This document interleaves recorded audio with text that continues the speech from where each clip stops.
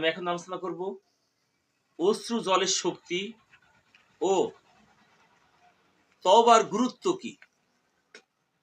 রাসূল সাল্লাল্লাহু আলাইহি ওয়াসাল্লাম ইরশাদ করেছেন, আল্লাহ তাআলা যখন জমিন সৃষ্টি করলেন তখন জমিন থরথর করে কাঁপতে থাকলো, অথবা পাহাড় সৃষ্টি করে জমিনের উপর রেখে দিলেন, জমিন স্থির হয়ে গেল। পাহাড়ের শক্তি দেখে ফেরেশতারা বলল, হে প্রতিপালক, পাহাড়ের চেয়ে শক্তিশালী তোমার কোন সৃষ্টি আছে কি? আল্লাহ বললেন, হ্যাঁ, লোহা এর চেয়ে বেশি শক্তিশালী। ফেরেশতারা বলল, হে প্রতিপালক, লোহার চেয়ে শক্তিশালী কোন সৃষ্টি আছে কি? বললেন, হ্যাঁ, আগুন। তারপর ফেরেশতারা বলল, হে পরওয়ারদিগার, আগুনের চেয়ে শক্তিশালী কোন সৃষ্টি আছে কি? আল্লাহ বললেন, হ্যাঁ, পানি। ফেরেশতারা আবার জিজ্ঞাসা করলো, হে প্রতিপালক, পানির চেয়ে শক্তিশালী কোন সৃষ্টি আছে কি?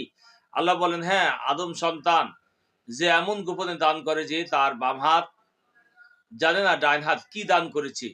অন্য রায়তে আসে রাসূল সাল্লাল্লাহু আলাইহি ওয়াসাল্লাম ইরশাদ করেন, আমি আমার এক উম্মতকে দেখলাম, সে জাহান্নামে পতিত হচ্ছে, আর অমনি দুনিয়াতে আল্লাহর ভয়ে বিগলিত এক ফোঁটা অশ্রু এসে তাকে ধাক্কা দিয়ে জাহান্নাম থেকে বের করে একদিকে দাঁড় করিয়ে দিল।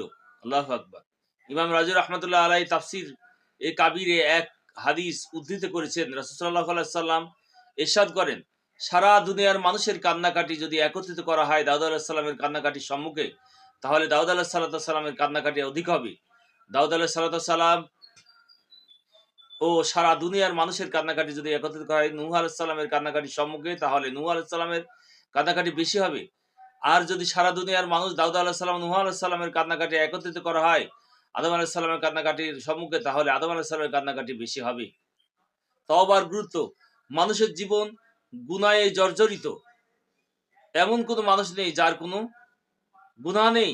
একমাত্র আম্বিয়া কিরামের মাসুম, নিষ্পাপ, ইচ্ছায় অনিচ্ছায় কোনো নবী থেকে কোনো গুনাহ সংঘটিত হয়নি এবং হতেও পারে না।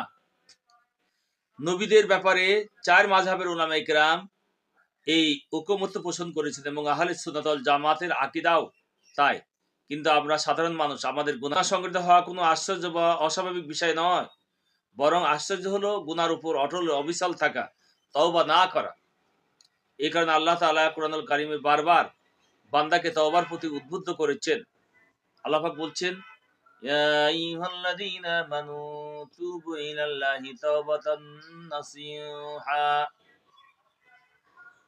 আসা রাব্বুকুম আইয়ুকাফিরা আনকুম সাইয়্যাতিকুম ওয়া ইউদখিলুকুম জান্নাতিন তাজরি মিন তাহতিহাল আনহার। অর্থাৎ, হে ঈমানদারগণ, তোমরা আল্লাহর কাছে তওবা করো, আন্তরিক তওবা। আশা করা যায় তোমাদের পালনকর্তা তোমাদের মন্দ কর্মসমূহ মোচন করে দিবেন এবং তোমাদের দাখিল করবেন জান্নাতে, যার তলদেশে নদী প্রবাহিত।